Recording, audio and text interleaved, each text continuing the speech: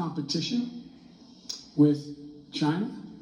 China has an overall goal, and I don't criticize them for the goal, but they have an overall goal to become the leading country in the world, the wealthiest country in the world, and the most powerful country in the world. That's not going to happen on my watch, because the United States is going to continue to grow and expand. All right, just to follow up on the meeting of democracies, is that where you expect in a multilateral way to make these decisions about sanctions or No, that's not where I make the decision. That's where I make sure we're all on the same page.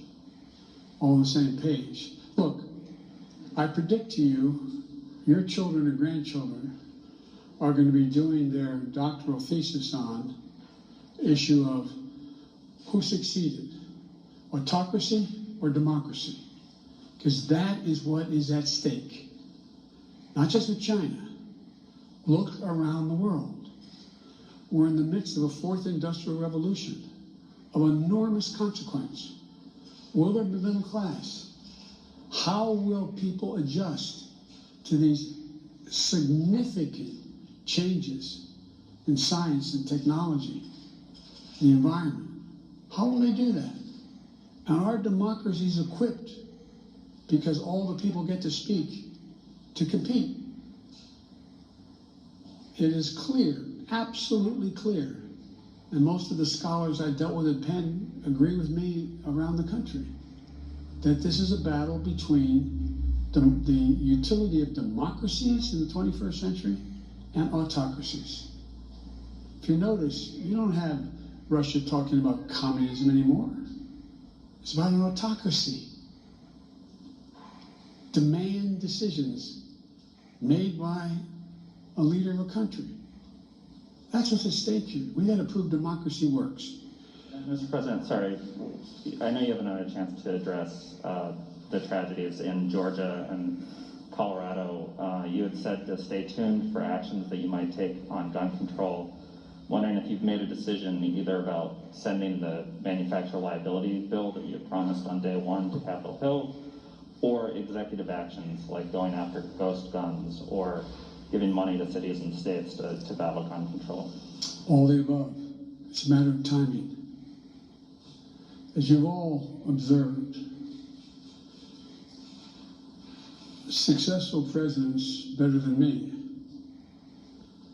have been successful in large part because they know how to time what they're doing. Order it. Decide priorities, what needs to be done. The next major initiative is, and I'll be announcing it Friday in Pittsburgh in detail, is to rebuild the infrastructure, both physical and technological infrastructure in this country, so that we can compete and create significant numbers of really good paying jobs. Really good paying jobs. And some of you who have been around long enough to know that used to be a great Republican goal and initiative. I still think the majority of the American people don't like the fact that we are now ranked, 85th in the world in infrastructure. I mean, look, the future rests on whether or not we have the best airports that are going to accommodate air travel, ports that you can get in and out quickly, so businesses decide. Some of you, if you're ever local reporters, and you find your governor or mayor trying to attract business to your community, what's the first thing the business asks? What's the closest access to an interstate highway? How far am I from a freight rail?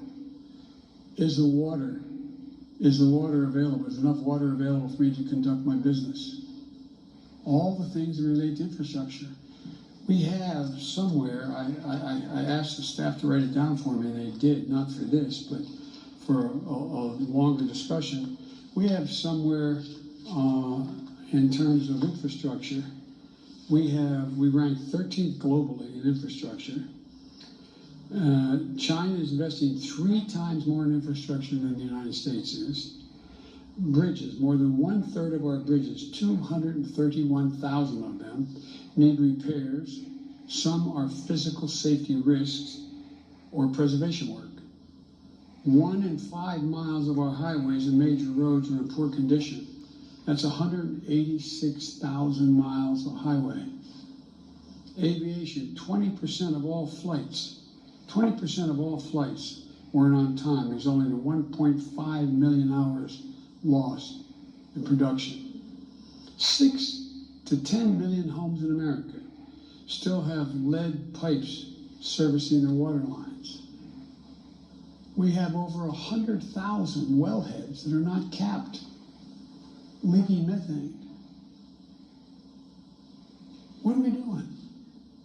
And by the way, we can put as many pipe fitters and miners than us to work capping those wells at the same price that they would charge to dig those wells.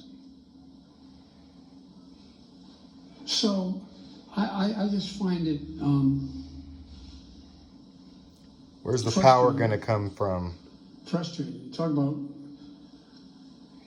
last point I'll make in the infrastructure, and I apologize for spending more time on it, but is that if you think about it,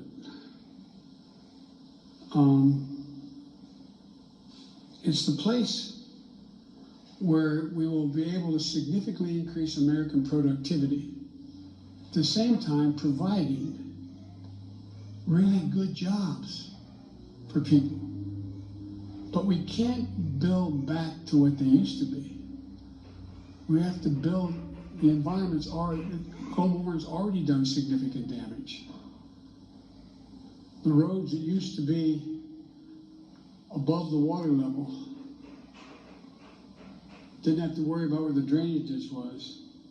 Now you got to rebuild them 3 feet higher, because it's not going to go back to what it was before. It'll only get worse unless we stop it.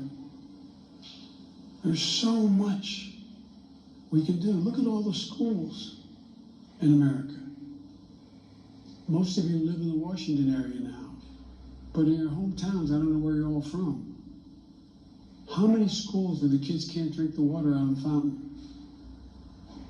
How many schools are still in a position where there's asbestos?